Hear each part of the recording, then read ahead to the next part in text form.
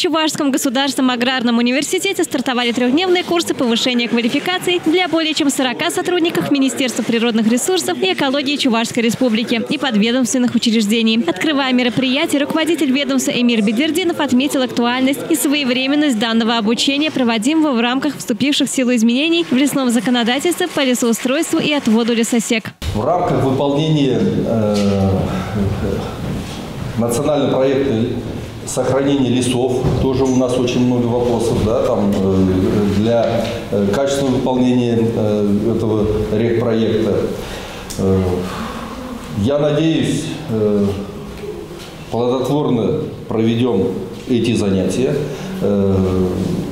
многое узнаем, многое для себя возникшие вопросы получим ответы.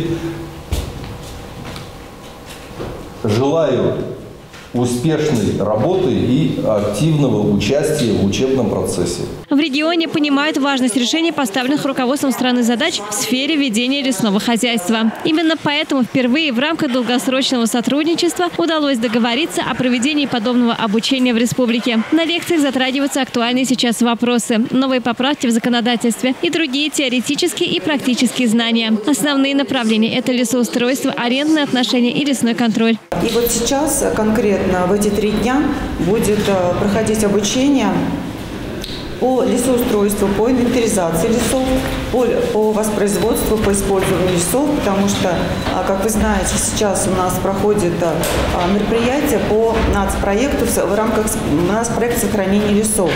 Поэтому те мероприятия, которые мы выполняем в рамках нацпроекта, особенно по лесовосстановлению, нам нужно будет узнавать быстрее новшества, то, что происходит в законодательстве нашем. Да? Тем более сейчас у нас с 1 марта вступила в силу лесоустроительная инструкция, которая тоже очень много внесла нового. Это совершенно другая инструкция.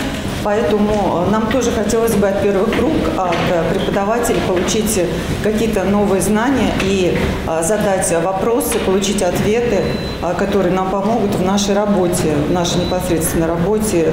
Опять же, я повторюсь, в рамках сохранения лесов, в рамках нацпроекта по сохранению лесов. Кроме того, сейчас идет активная подготовка лесов к пожароопасному сезону. С апреля 2023 года будет продолжена работа системы раннего обнаружения лесных пожаров, состоящей из 5 видеокамер, благодаря которой в прошлом году удалось зафиксировать 25% пожаров и оперативно их ликвидировать. В ходе занятий будут рассмотрены вопросы по осуществлению федерального государственного лесного надзора, затронуты основные аспекты правового регулирования лесных отношений, воспроизводства лесов и лесного семеноводства. Хочу сказать огромное спасибо нашему руководству за то, что организовало такое обучение, особенно в преддверии противопожарного сезона. Нашей основной задачей является недопущение лесных пожаров на территории лесного фонда.